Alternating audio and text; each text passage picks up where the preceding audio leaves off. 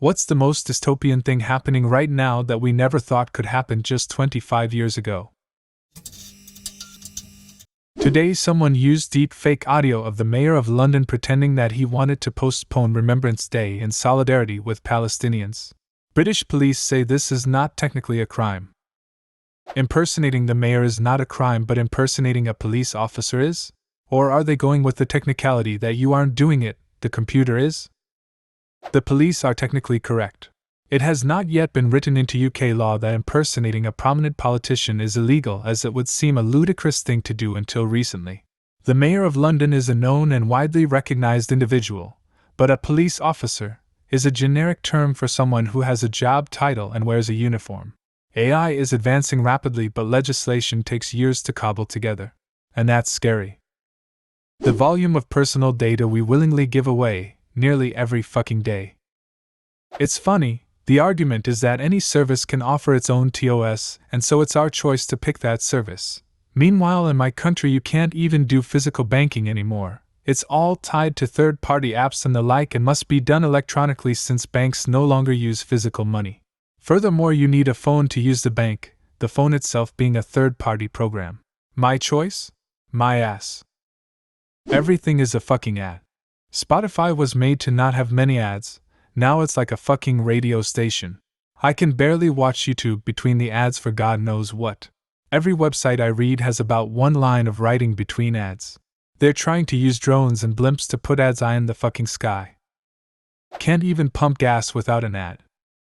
How miserable we all are in the middle of what ought to be a golden age with all our technology. Because that technology and the productivity increases it brings is not being used for human betterment. Still working 40 to 50 hours a week for no more pay while technology makes living more expensive. Technology is being used to train AI to be a hyper-effective misinformation machine that is eroding democracy around the world. You take that back. My company's CEO is in a much better position now than they would have been 20 years ago. You know, in sci-fi movies, when somebody buys a beer and the store clerk is like, "That will be 3,500 credits. And you think, damn, either beer got way more expensive in the future or money became worth way less. That's how I feel every time I buy anything now. To be fair, in a spacefaring sci-fi, a natural beer is probably very costly since most planets out there are unfit for agriculture. Robots are composing poetry and painting art pieces, while the minerals for the devices said robots are made out of our mind by human children. Only, nobody cares because it's happening somewhere else where people are poorer.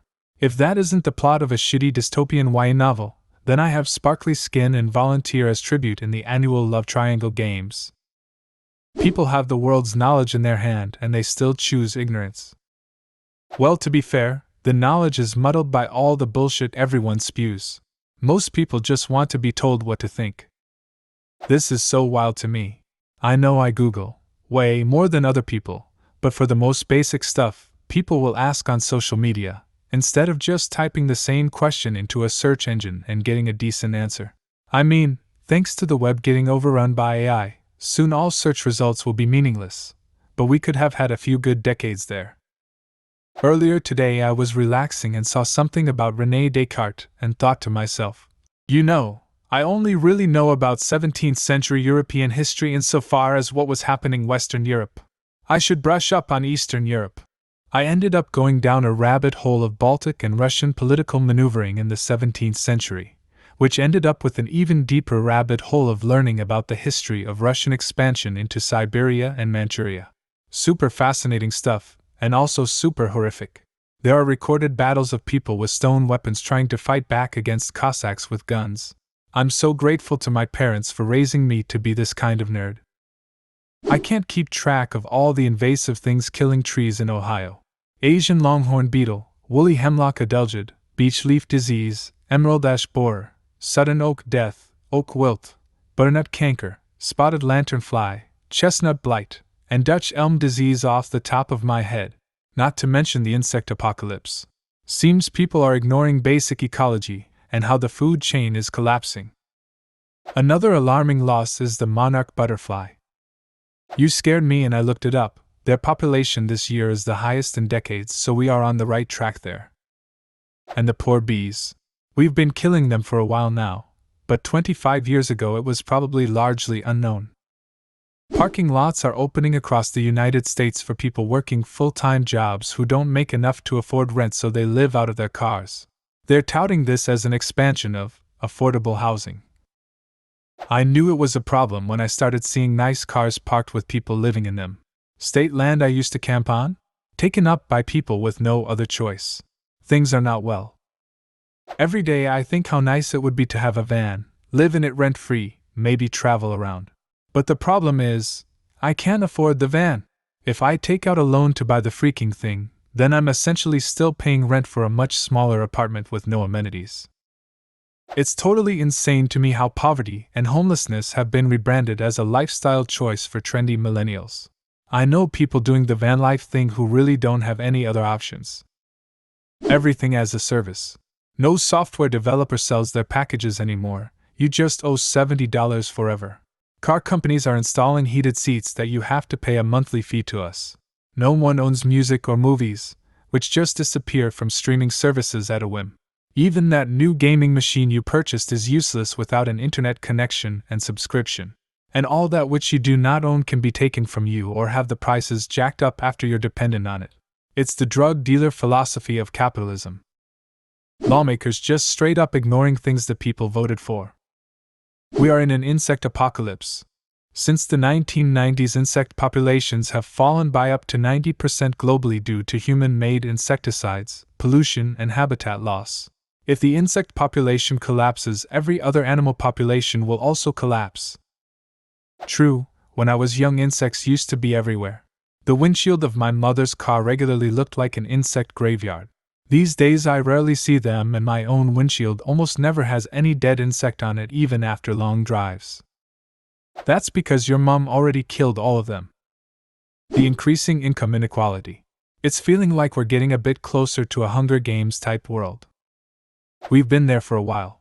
Peeps want the latest phone whilst some 10 years old in the Congo mines rare earths for the components. People thinking it's normal to treat people like NPCs and fuck with them without any regard whatsoever. Then to have the audacity to be upset when they get shoved or reported to police. To add to this, they often do this in order to get TikTok views. TikTok should have been in Clockwork Orange to make it all the more chilling. You can barely feed 2 people at McDonald's for under $25. It's crazy, lol. Double cheeseburgers used to be on the dollar menu. Now they're like $4. It's cheaper to go to a deli or pizza place. The speed at which social engineering is taking place, and how easy it is for one person to shape opinions. Very dangerous territory. Be careful. Well, the heat index here in my area of Florida was 93 in November. And it hasn't rained in over a month, driest it has been in 27 years. The last time it rained, everyone in Tampa Bay was woken up in the middle of the night by tornado alerts. We got 6 tornadoes. The last time it rained before that was Hurricane Idalia. My community garden bed will die if I don't go there every other day to water. I have a new kind of pest problem this season. A few of my plants died, I believe, because of ant infestation due to lack of water everywhere but in the garden. The garden is so overrun by ants you can't wear open-toed shoes anywhere in the area. It's kind of subtle climate changes like this that I can see will snowball into disasters in the next 50 years. Technology addiction. Ask any teacher about how kids use their phones and what the biggest source of bullying and mental health problems is. I guarantee they're going to say for both that phones are causing an epidemic that needs to change but won't. The way I see people interact with others when they don't have frequent internet access compared to peers who do is mind-boggling how different it is. I think it's the degradation in quality of everything that's shocking to me. Prices creeping up. Amount of food going down. Nothing tastes right anymore. The Old Navy shirt I bought 20 years ago is fine, but if I buy from them today it will last 6 months at best. There are children whose entire lives, from birth to death, are basically public domain because everything from their first picture to every other major milestone of their lives is online for all of God and country to see. People moving away from traditional relationships in favor of computer, AI, or fantasy-based relationships. In 10 years, when all that catches up and the perfect AI mate is available, look the EFF out. Especially for men, it will be an attractive option.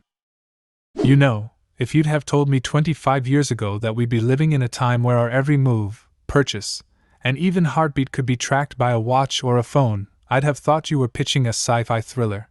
But here we are, with gadgets on our wrists and in our pockets that map out our lives in data points, all while algorithms nudge us towards the next thing to buy or binge watch. And let's not even get started on how companies and sometimes even governments have their eyes on that data, using it to figure us out better than we know ourselves. It's like we're all walking around in a digital Truman Show without ever having signed up for it. It's wild. Our reality is starting to feel like someone took the plot of a dystopian novel and used it as a blueprint for the future. An entire generation of people not wanting to have children because they can't afford the cost of living. What's the most dystopian thing happening right now? Leave a comment and subscribe to the channel if you want to see more videos like this one.